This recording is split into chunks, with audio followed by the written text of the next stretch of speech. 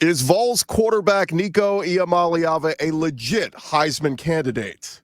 Locked On SEC starts right now. You are Locked On SEC, your daily podcast on the Southeastern Conference. Part of the Locked On Podcast Network, your team every day.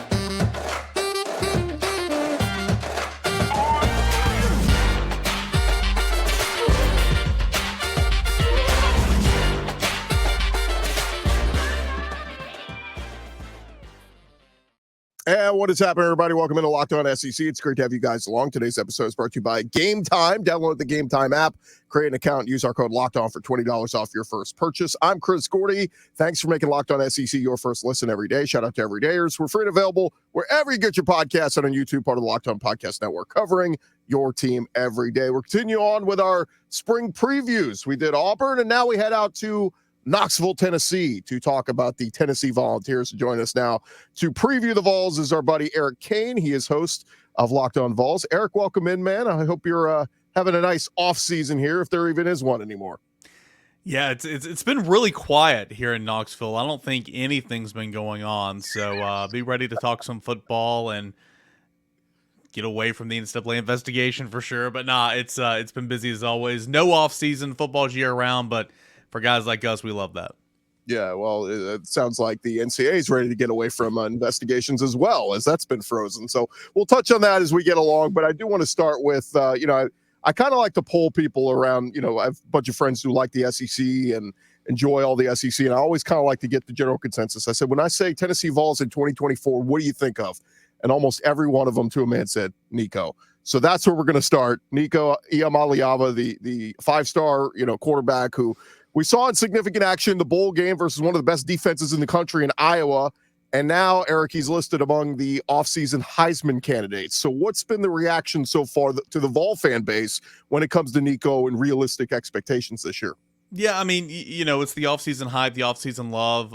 There's a couple of quarterbacks every offseason that get it. And I'm not saying that Nico's undeserving of it. I mean, Joe Milton got it last year. It's expected. Why? Because he was the number one overall player in the country, according to On3 Sports. He was a five-star. He's the Mr. NIL, the $8 million man. I mean, his track record far exceeded any other freshman in the nation when he arrived on Tennessee.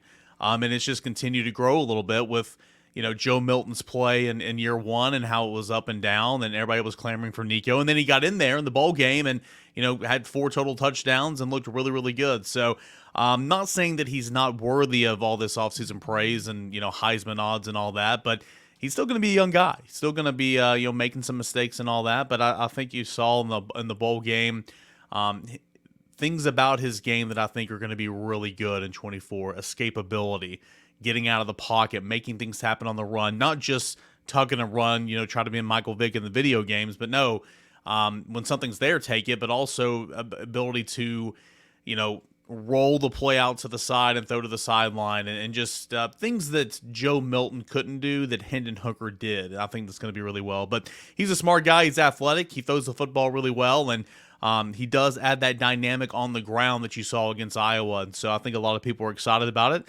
I know I'm excited about it, and I can't wait to see what he can do.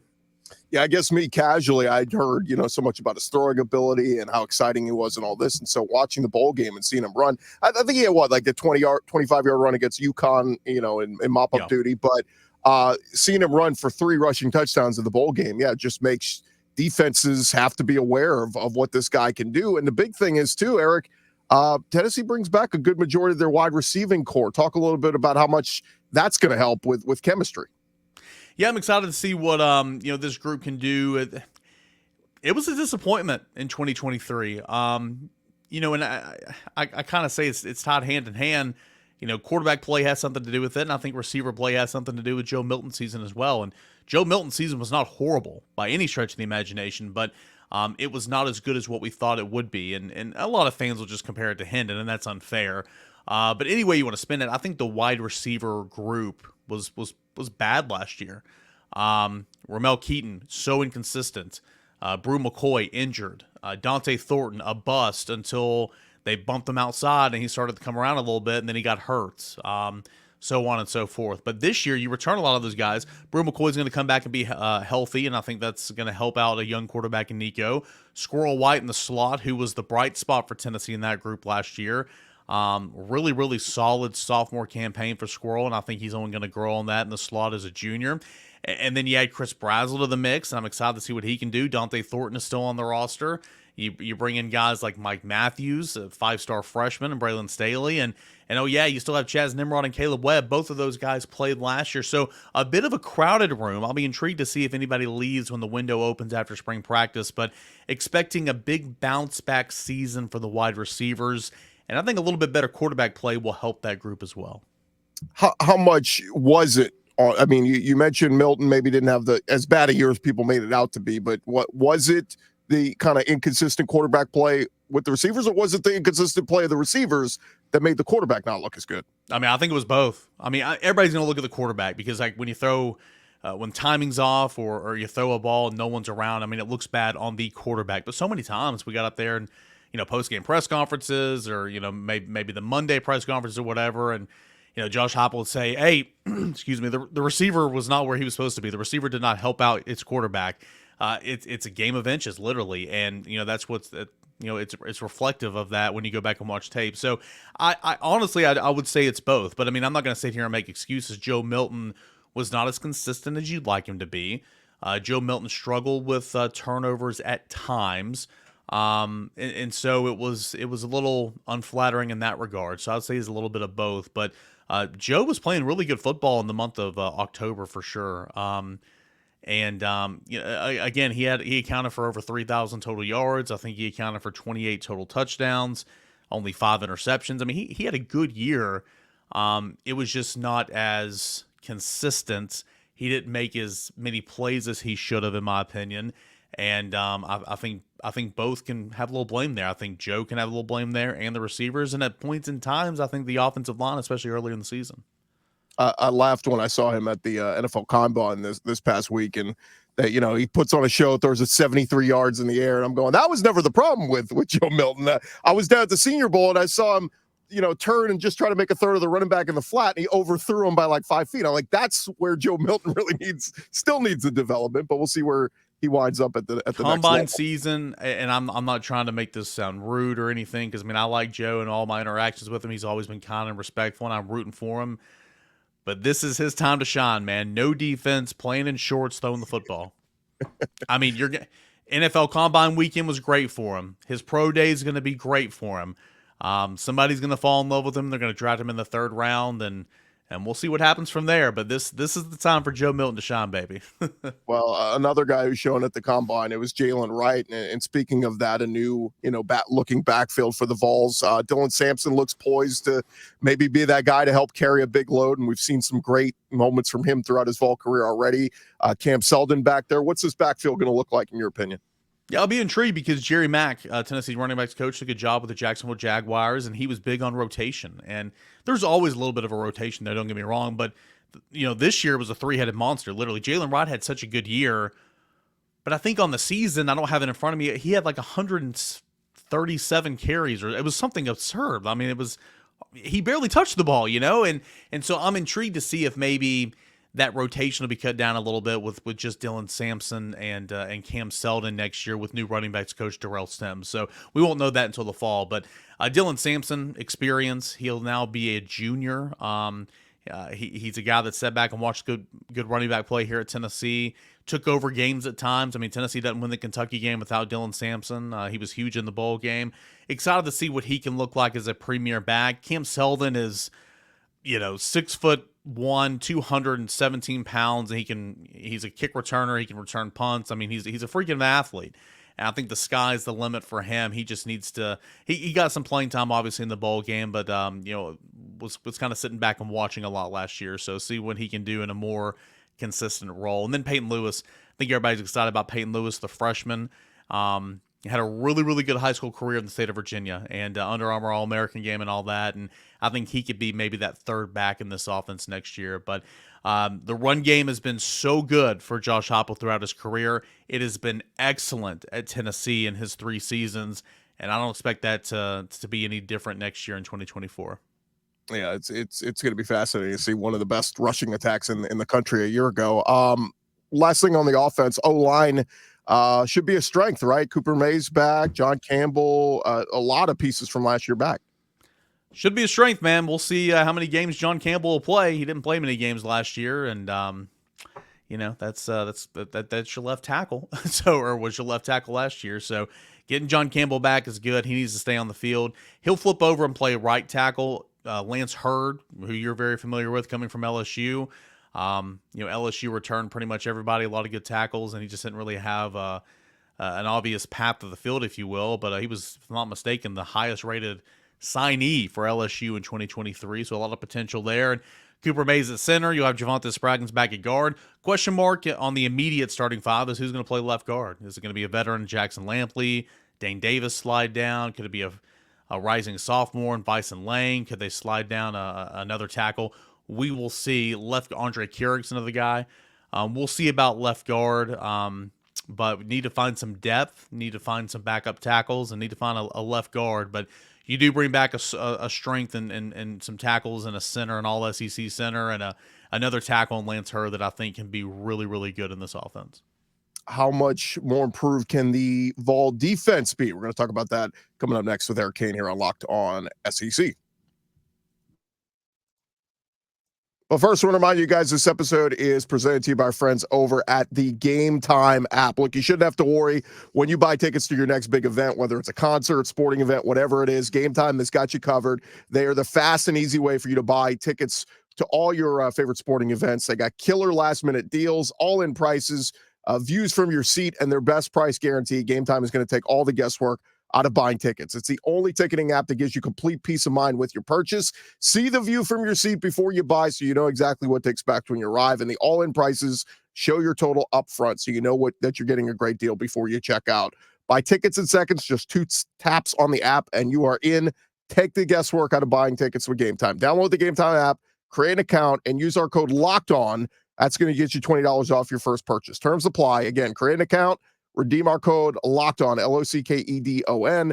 Get $20 off. Download Game Time today. It is last-minute tickets, lowest price, guaranteed.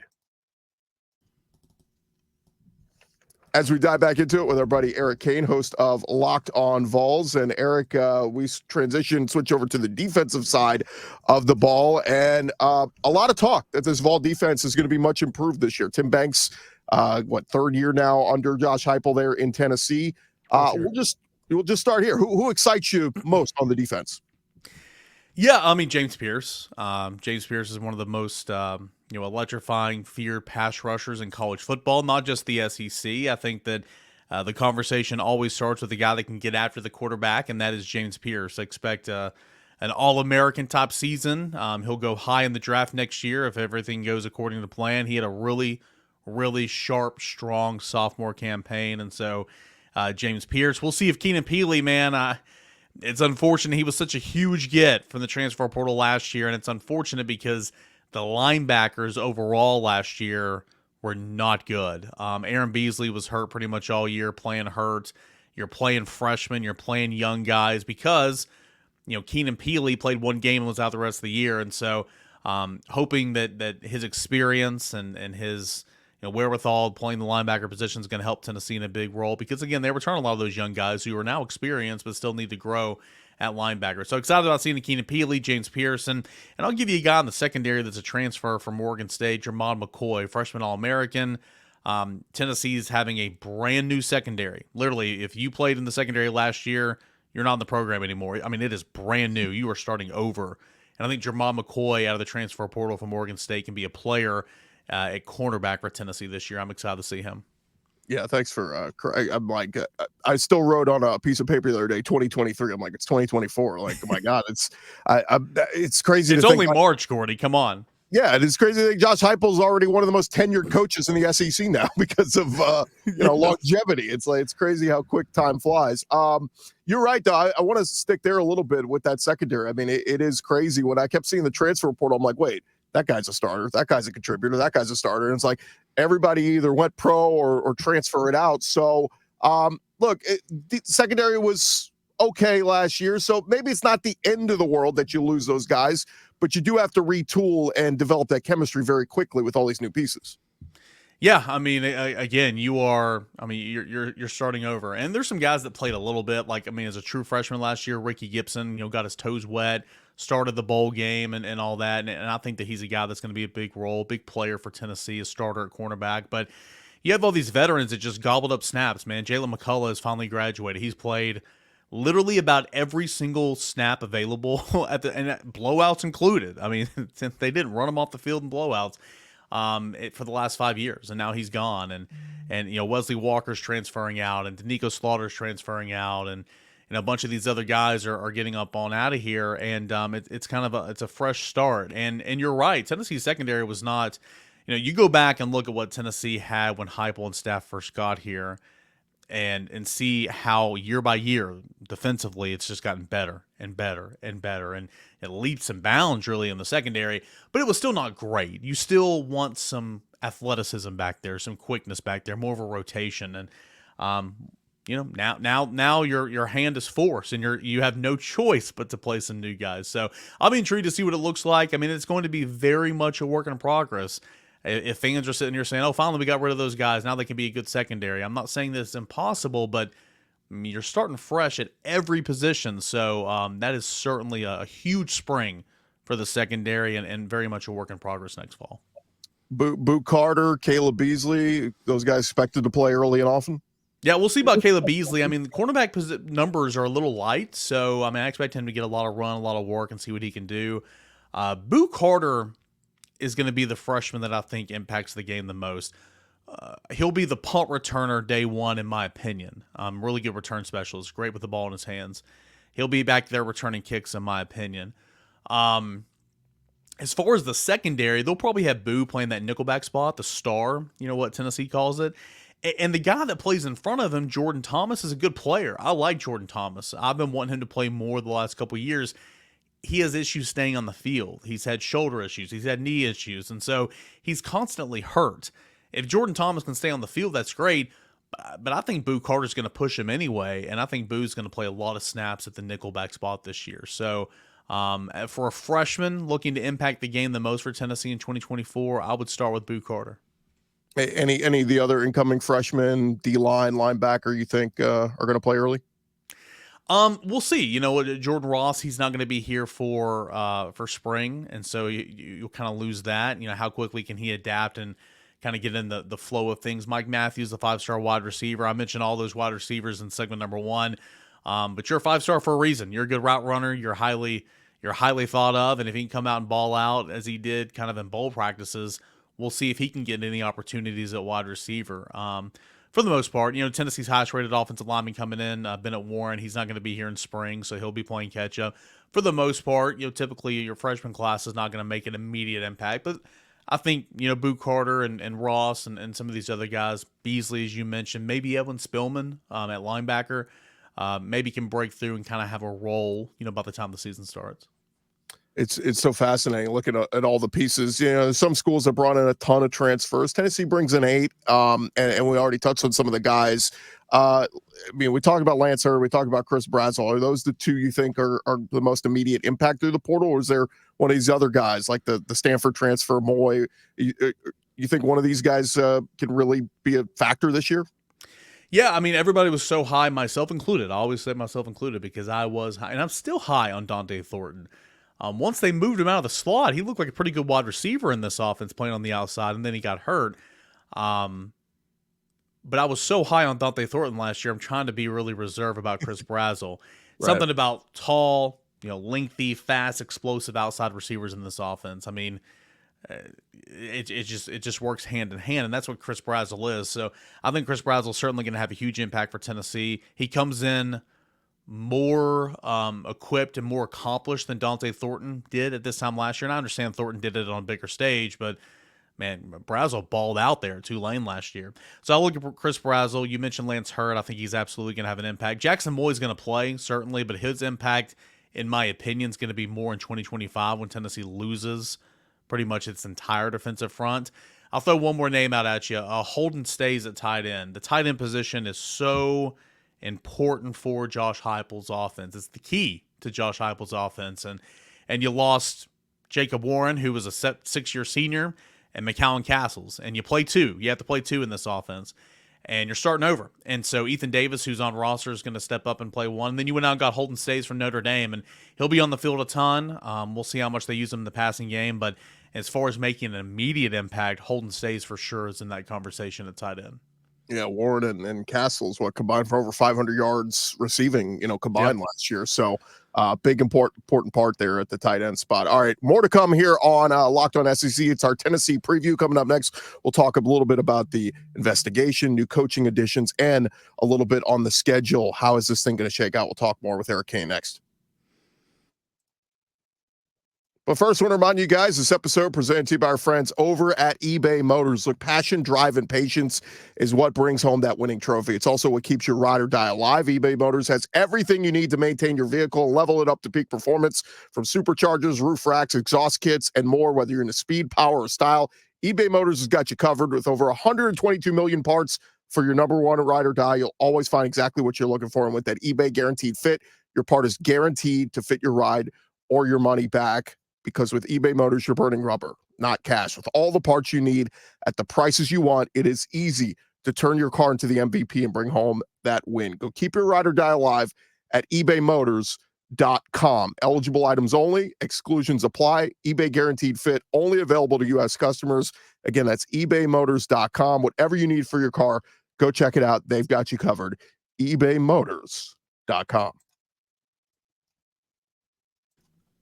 And we jump back into it with our buddy Eric Cain here on Locked On SEC, previewing the Vols, part of our spring preview. And Eric, I know we mentioned him a little bit earlier, but let's just touch on a couple of the new coaches that they've added. I want to start with William Inge because I think this is so fascinating. He's at Washington last year, plays for a championship, and this whole crew jumped ship over to Alabama with Kalen DeBoer going there, and it's reported Inge is going to go to Bama, and then suddenly there's a change of heart, and he's going to Tennessee. So talk a little bit about that, because I know he talked about it this past week about, wanted to go to Tennessee and the job opened.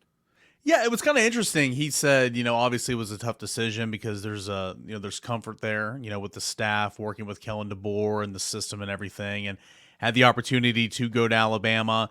But then he said when an opportunity arose from a team in the same conference that is just very much just as established as Alabama. And he said that, and it kind of made me kind of ponder, and I'm like, well, I certainly agree that Tennessee is established, don't get me wrong, but it's almost like he made it seem like Tennessee and Alabama were on this like the same level playing field. And I mean, this is a Tennessee podcast. I mean, I'm going to hype Tennessee up, but I kind of was taken aback a little. I was like, Alabama under Nick Saban's won like a ton of national championships here in recent memory, right? But nonetheless, it is a new era. It's new dawn in Tuscaloosa, and things are going to be changing. So it looked like he just wanted to be here, wanted a new opportunity. I wonder. He was not going to have a co-DC role in Alabama this year. I wonder, since he had that in Washington, if that maybe turned him off a little bit when he wanted to look elsewhere. I don't know. It sounds like the process moved really, really fast for both he and Tennessee. Tim Banks spoke to him, and I think in a matter of about 42 hours, he was agreed to become Tennessee's next linebacker coach. So it seems like he's excited, and I had never heard him speak before. I mean, of course, I looked at his resume and everything and knew a lot about him, but I'd never heard him talk and communicate, and he seemed funny. He seemed genuine. I think that kind of works on the recruiting trail, and we'll see what it looks like with William Inge not in Alabama coming to Knoxville. What about Darrell Sims taking over as running backs coach? Seems like a guy a lot of folks there in Knoxville are excited to have. Dude's going to be a stud.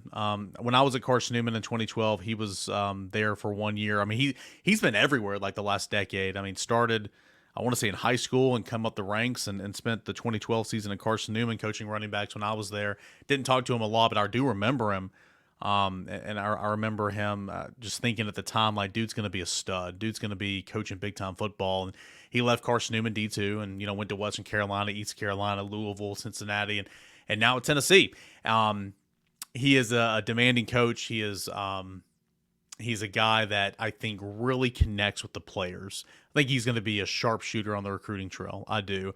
And his pedigree as a running backs coach so far, I mean, Cincinnati is one of the best running teams in the nation last year. I think it's been pretty good. I think Darrell Sims is one of those rising stars in the industry, and I'd be intrigued to see how his transition to Tennessee goes. But to your point, a lot of people in Knoxville already like him a lot, and he was good with the media the other day, his first time talking to us. Let's talk a little bit of the aftermath of this investigation going on. Is this over for now? I mean, obviously the NCAA has paused everything. Kudos to Tennessee for fighting back. I know, a lot of people are going, what are we doing here? NIL is legal. Stop picking on us. If you're going to nail us, you got to go nail everybody else. So where's the Vol fan base right now when it comes to this investigation? Yeah, I mean, the 20 other schools that are, whether they've been notified yet or not, that are, under investigation for NIL related activities should all send, flowers and a card to Tennessee and say thank you. Thank you for sticking up, and really the entire, college football community. Tennessee's the butt of all jokes so many different times, and Jeremy Pruitt and everything. And, Tennessee just fought the war for everybody. So you're welcome, everybody, on this SEC podcast listening. But nonetheless, we'll see what happens. I mean, I'm not expecting a notice of allegations anymore because, again, you really can't. What was decided in the Eastern District Court of Tennessee from Clifton Corker, the judge, was granted the injunction. So I understand it's paused right now, and the NCAA can't really go back and hand out notice of allegations for rules that were deemed broke at that time because, it didn't hold up in court. So my question with the NCAA is they continue to try to, stay relevant in some sense. Will they come back and start poking around and find something else? I mean, Tony Vitello, he had some issues last season. Tennessee self-imposed a 3-game suspension. That was all she wrote. Will the NCAA go back and dig into that and say, okay, well, yeah, 3 games, you need to suspend him 7 more games? Or Tennessee had an assistant basketball coach earlier this season serve a 1-game suspension. You know what I'm saying? Like, they can't get you for what they want, but if they hang around long enough, they're going to get you for something else, just like would happen anywhere else in the nation. So I'll be intrigued to see what happens. It's been really cool to see the state of Tennessee fight this battle. Because the injunction was granted, the university did not have to sue the NCAA. Spire Sports Group did not have to sue the NCAA, so they saved money in that regard. We'll see exactly what all this looks like in a couple of years, how it all plays out. But a lot of pride right now being from this portion of the United States, being from this state. It's been really, really cool to kind of watch it all play out. And I mean, I don't care who you're a fan of. I think we can all agree the NCAA is a joke and it's pathetic. And they've been taking L upon L upon L here lately, and Tennessee just gave them their last one. I watched The Blind Side the other night, and the woman questioning Michael Orr in the room. It just makes you go, God, NCAA, get out of here. Like, it's just is so despicable sometimes. All right, moment of truth, Eric, as we look ahead to the schedule. Never too early to look ahead. Obviously, you have Georgia and Alabama on it, so it's not a cakewalk of a schedule. But I started to look through it and go, man, the 4 non-con you should win. NC State is your toughest non-conference game. Your road slate. Yes, you have to go to Georgia. You have to go to Oklahoma, but you get Oklahoma. It's their first SEC, game of the year. Maybe you can kind of catch him with Jackson Arnold maybe not playing well. At Arkansas is winnable. At Vandy should be a win. And then all your home games, outside of the Alabama game aside, you should be Florida at home. You should be Mississippi State at home. So I just look at the schedule and start to go, man, like even in a transition year, Nico settling in, like 10 wins, 9-10 wins is doable here.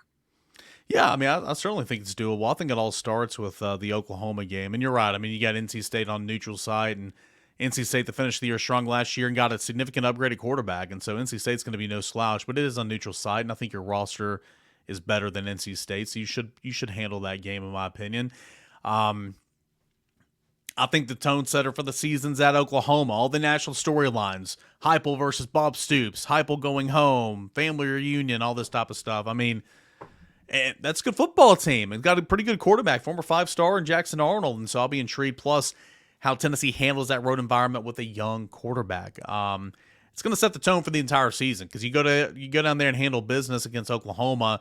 You should have no issue in 2 weeks after going to Fayetteville and taking down Arkansas, and then kind of get into the cream of the schedule, and you got Florida, Alabama, and Kentucky back to back, and we'll see what happens. You get Alabama at home; it's a new look Alabama team, new direction, still a really good roster, but you get that game at home, and goodness gracious, Florida, you better put that last nail in the coffin there. I mean, Tennessee.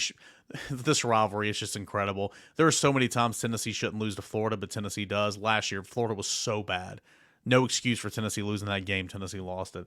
But you get that game at home. You should win that one. And we'll see what happens on the road to Georgia. But, 9-10 wins, certainly not out of the realm of possibility. It's all comes down to quarterback play. You're going to get good Nico, you're going to get exceptional Nico, or you're going to get a young quarterback who struggles. That's going to tell the tale of the season.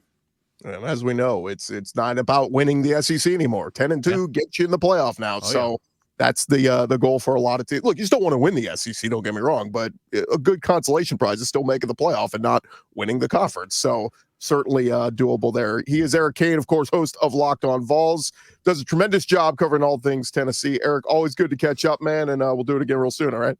Chris, sounds good, man. Thanks so much. All right, that's Eric Cain there of Locked On Vols. This has been Locked On SEC. And hey, for your second listen, you can go check out Locked On Vols with Eric, does a tremendous job. Or you can go check out Locked On Sports Today, streaming 24/7 on YouTube. All the biggest sports stories of the day with our local experts of Locked On right here on the Locked On Sports Network. I'm Chris Gordy. Thanks for making Locked On SEC your first listen every day. We'll talk to you guys tomorrow. Come on back and check us out.